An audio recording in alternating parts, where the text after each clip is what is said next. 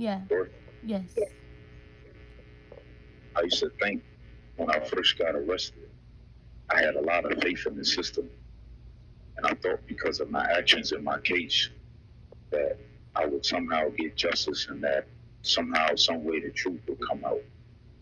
You know, I was naive like every other person that's never in society, that's never been through the system. And once you run the gauntlet of the system, the trial, pre-trial, going through all the stages, you begin to realize that this system is really not even about justice. You know, you begin to realize that you really have no rights. It's really about power and control. It has nothing to do with getting justice. And so immediately my naivete dissipated once I seen the reality of the situation. And I seen not only the criminal nature of my situation, but I began to see the political nature. Like I said, it has nothing to do with crime, punishment, and public safety. It has everything to do with social control, uh, capitalist exploitation, locking people up to create a labor pool of cheap labor for corporations in America. The same function that slavery played. I came to prison and I thought that I would be I thought that people would hear me out, you know, CO staff. I thought that, you know, these people claim to be moralists and they feel like they have a moral duty to uphold a just and safe society. So I figured if they were so dedicated to um, punishing criminals and crime in society, then they would be dedicated to individuals who've been wrongly convicted by the system. Where was I wrong? I realized their morals do not extend to individuals who've been punished by the state or who the state have criminalized. As long as the individual commits the crime, you know, uh, uh, um, people have issue with that. But when it's the state that's committing the crime, everybody just goes along with it. And so I thought that when I came to prison, you know, they would have a building for, like, I guess, innocent guys. I thought they would have people that work for you to get you out of the prison, within the prison. I found all of that not to be true. You know, my cellmate, my first cellmate, was a white guy, and he ended up getting raped in here. And I realized that they don't separate us. They put the guilty with the innocent. They put the partially guilty with the innocent. They put the partially guilty with the guilty. After my cellmate got raped, you know, he had blood, pieces, semen streaming out of his backside. And I watched him as he was dejected. You know, as he's watching his manhood leave his body. You know, and that's when I realized that these people really don't care. You know, I wasn't unable to get his assailant because we consider that a violation of somebody running your cell in prison, and that demands that you do something. But he was caught and he was locked up for that. He was put in the hole for that. So I never got to get his assailant. But that showed me that there is no difference no difference when you come to prison. You are in prison. There's no guilty. There's no innocent. They don't care. When that jury convict you, that verdict is final. You know, and so my plight has been even rougher because not committing a crime, you don't have the luxury of guilt. And what that is when you know you did something and you become punished for it, you can sit at the end of the day when it becomes hard. You can sit and say, okay, well, I did the crime. Did I do the time? You can sit with that, and that becomes a coping mechanism, your responsibility. But when you haven't even done the crime, you don't have that luxury. So my plight has been a lot worse than a person that committed the crime because I don't have the luxury of guilt. You know, and so you wonder, how do you even begin to get justice when the people that are trying to convict you are breaking the law to do it?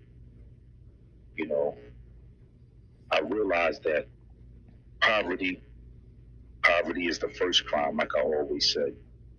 And so we grow up in our communities, black communities are poor, they're impoverished, and all of our crimes stem from that poverty and trying to alleviate those conditions. And government leaders, political leaders, they understand that if you eliminate poverty, you eliminate crime. And we can't get serious about crime until we deal with the issue of poverty. We can't impoverish people And then when they commit crimes to alleviate that impoverishment, we turn around and fund police and prisons. That's not a sustainable model. At least it's not for us. But for the system, it's a well-oiled machine. And so that's the issue that we have to address. If we really are serious about crime, we would eliminate poverty, which is the first crime. So I found myself in this system. I was branded by a guilty verdict. And when you go through the system, you're no longer a human. You're only judged by what people see on paper, you know? And so because they only record your bad mistakes, this is the impression that people have of you. Nobody seek and try to understand you on a human level. Were you a father? Were you a son? How were you in the street? Did you take care of your community? Did you take care of your family? Nobody cares about that. You're only looked at by your mistakes. You're only judged by what the system has recorded from your bad mistakes.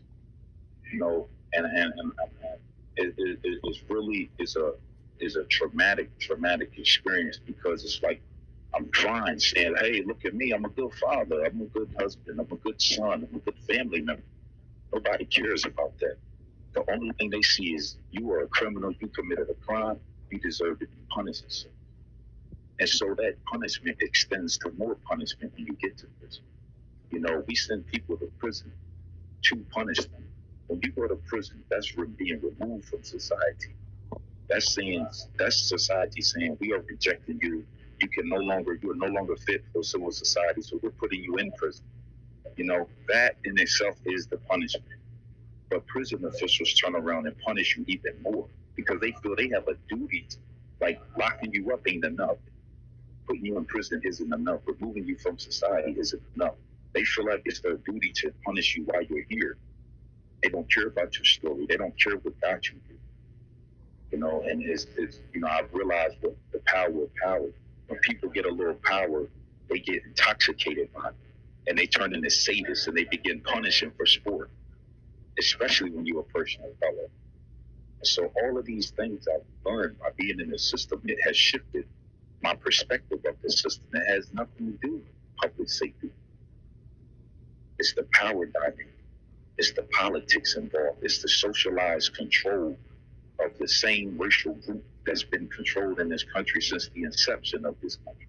It's about exploitation. It's about capital. It's about corporations and big business profiting off of jailing human beings. You know, the political dynamics is what I begin to learn. You know, and it's kind of disheartening me, because it's like, how can I begin to get justice when this thing isn't even about justice? You know, but I'm going to still keep pushing. You know, I still have faith in people. I have faith in justice prevailing. Even though justice delayed is justice denied, I still believe that somehow, some way, my justice will come. And so I'm going to keep fighting. Till next time, yo.